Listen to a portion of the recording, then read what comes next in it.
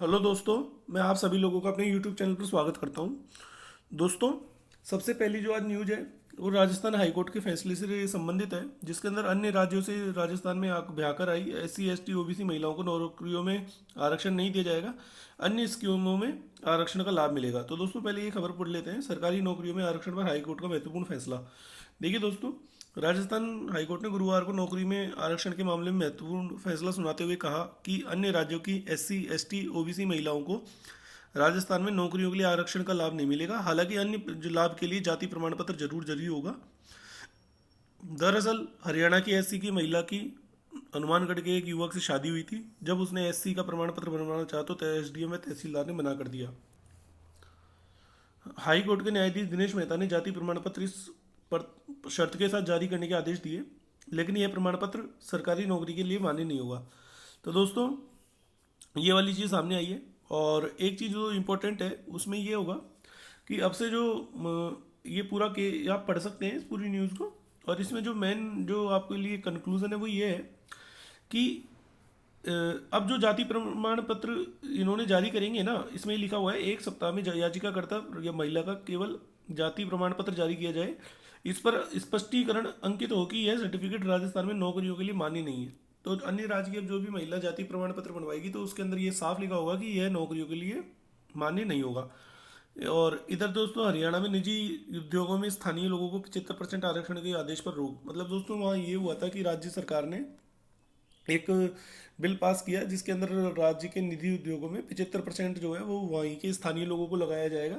तो दोस्तों, इसके ऊपर गुड़गांव की एक कंपनी है जिसने ऊपर केस किया। गुड़गांव इंडस्ट्रियल एसोसिएशन ने आकर के, क्योंकि सॉरी एसोसिएशन है, कंपनी नहीं है, तो उसने इस चीज़ के ऊपर रोक लगाने के लिए केस लगाया कि ये कानून गलत है उनकी, क्योंकि कंपनी के अंदर बहुत सारे लोग बाहर के भी होते हैं जो कंपनी को अच्छा वर्क कर देते हैं। तो निजी उद्योगों में 75% आरक्षण पर जो है इस पर रोक लगा दी गई है फिलहाल हरियाणा के अंदर। ठीक है, तो ये वाली चीज़ है दोस्तों। रीट मामला जो है वो संसद तक पहुंच चुका है, जैसा कि आपको बताया था कल मैंने। और हाई कोर्ट भी सुनेगा और अब विपक्ष करेगा, घेरेगा विधानसभा। तो दोस्तों, आपको पता है कि बजट सत्र 9 तारीख से है आपका, और हाई कोर्ट में 8 तारीख को सुनवाई है। तो दोस्तों, मैं छोटी चीज शॉर्ट में बता देता हूँ। रीट पेपर लीक की सीबीआई जांच की मांग वाली याचिकाओं पर हाई कोर्ट की एकल पीठ 8 तारीख को सुनवाई करेगी। याचिकाओं में कहा गया है रीट में अयोग्य विद्यार्थियों को नियुक्ति मिलने की संभावना है। एसओजी खुद मान चुकी है पेपर करोड़ों लाखों में बेचा गया, तो ऐसे में परीक्षा रद्द होनी चाहिए। मामले की जांच सीबीआई को दी जाए। ठीक है दोस्तों, ये पूरी चीज़ है। और लोकसभा के अंदर ये देखिए, लोकसभा में बोले बेनीवाल व राज्यवर्धन रीट पेपर लीक में मंत्री अफसर शामिल। तो इस तरह की पूरी घटनाएं हैं ये। इसके बाद दोस्तों, आप देखिए, रीट पेपर लीक से 16 लाख अभ्यर्थियों को संकट। शिक्षा विभाग बेपरवाह। लेक्चरर उदाराम 15 माह से स्कूल नहीं गया, 8 दिन पूर्व पेपर लीक में पकड़ा, अभी तक निलंबित नहीं है। दोस्तों, ये देखिए सबसे बड़ी चीज़ है। और दोस्तों, इसके अंदर सबसे मेन चीज़ जो आज की बड़ी खबर है वो ये है कि बाड़मेर में 20 से 25 सितंबर के बीच दर्जनों जो है वो ब्रॉडबैंड कनेक्शन लिए गए। बाड़मेर में 4-5 दिन से डेरा डाले, एसओजी ने डेरा डाल रखा है। जांच में सामने आया कि गिरोह को पहले से ही पता था कि नेटबंदी होगी, इसलिए किराए पर ब्रॉडबैंड कनेक्शन लिए गए। 20 से 25 सितंबर तक बाड़मेर में ऐसे दर्जनों ब्रॉडबैंड कनेक्शन खरीदे गए। 8-10 अभ्यर्थियों को कई ठिकानों में बने गिरोह केंद्रों तक पेपर पहुंचा। इसके बाद प्रिंटर लेकर हल रटाए। तो ये वाली चीज़ सामने आई है। दोस्तों, एक चीज़ और है कि अभी फिलहाल एसओजी जो है कुछ बड़े खुलासे कर सकती है विधानसभा सॉरी इससे सत्र से पहले। तो दोस्तों, इसकी भी खबर देख लेते हैं एक बार। तो दोस्तों, यहाँ देख सकते हैं आप, लोकसभा में गूंजा रीट का मामला। डोटासरा के सरकारी बंगले पर लिखा नाथी का बाड़ा। तो सबको पता है नाथी तेरे बाड़े में, ये डायलॉग बड़ा चल रहा है उनका, पूर्व शिक्षा मंत्री श्री गोविंद सिंह डोटासरा का।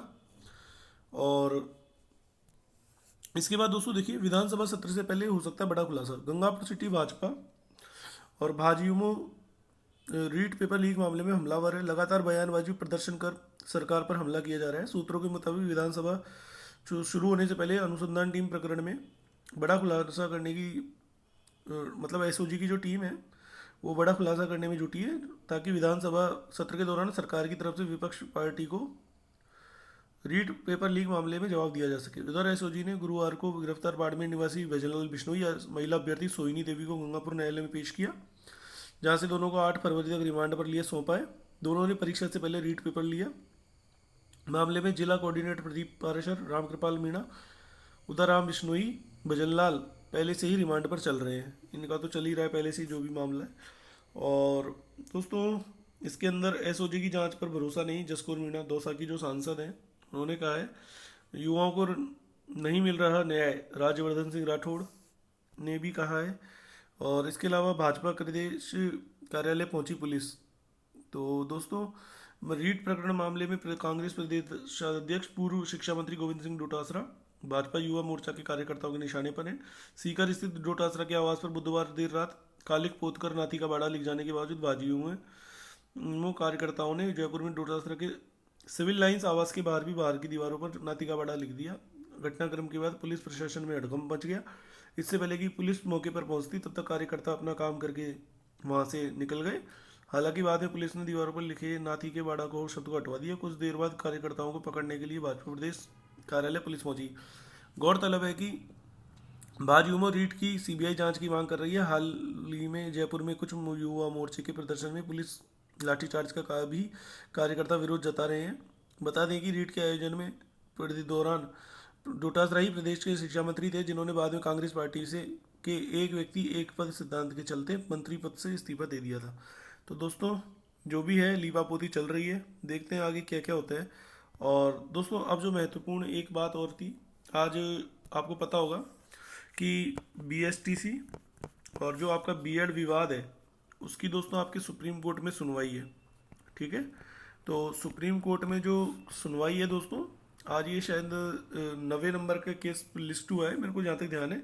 और बाकी मैं देख लूँगा, उसके अंदर पूरा पोस्ट डाल रखा था, तो मैं देख लूँगा एक बार कि कौन से नंबर का केस है। लेकिन आज सुनवाई है।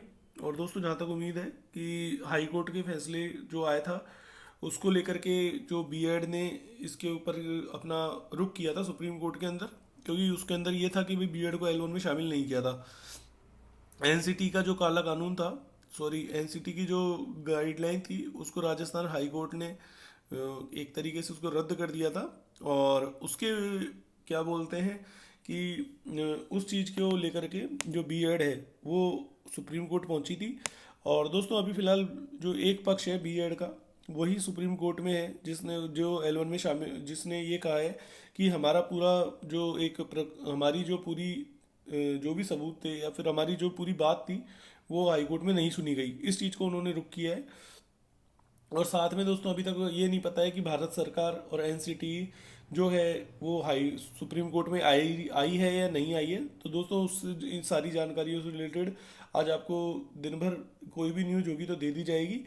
तो दोस्तों अभी फिलहाल इस वीडियो के अंदर इतना ही, और भी कोई न्यूज़ होगी तो आपको दे दी जाएगी। धन्यवाद।